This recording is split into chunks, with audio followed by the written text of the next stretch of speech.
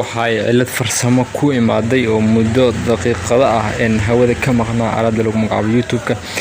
sidoo kale googlaha iyo waxyaalaha laaanka intaba arintaasi ayaa raayigooda ay ka dhigteen dadyo Soomaaliyeed oo ku sugan dunida daafaheeda arintaasi ay ka warbixiyeen xilli aalada YouTube-ka ay tahay mid ugu baaxadda weyn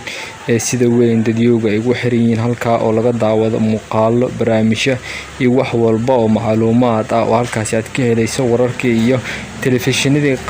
xataa noqdo isla goobtaasi la isku soo gudbiyo riwaayadooyin iyo wax walba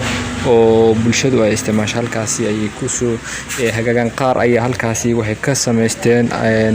barnaamijyooyin u gooni ah iyo journalist ay halkaasi ugu noqdaan dad caan ah isla markaana ka sameeyay dhaqaale dhanka kale Soomaalida ayaa aad bariyay sanadooyinka u dambeeyay xawliga ugu soo biireysay bartan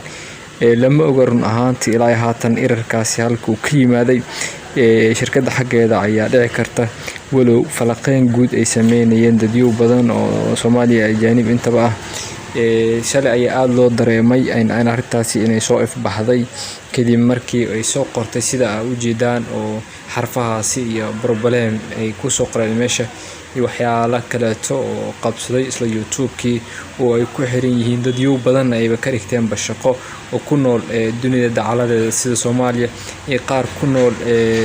dibadahaasi kale oo ayagana Soomaaliya iyo ajaanib kala duwan meeshan waxay noqotay bar la isugu soo gudbiyay barnaamijyooyin dhowr ah oo dadku ay aad u xiisigeliyan kuwaasi oo qaar nin walba dhan uu ka soo gala si uu u soo gudbiyo waxyaalaha bulshada uu aad asiga u qoseeyo oo na yaqaan sida in qaarkood ay soo gudbiyaan macluumaad ay barnaamijyo oo dhanka iyo tiknoolajiyada qaar waayada iyo waxyaalo kale ku soo jiraan bartan waa meel aad lagu xiran yahay sida aad la wada socotaan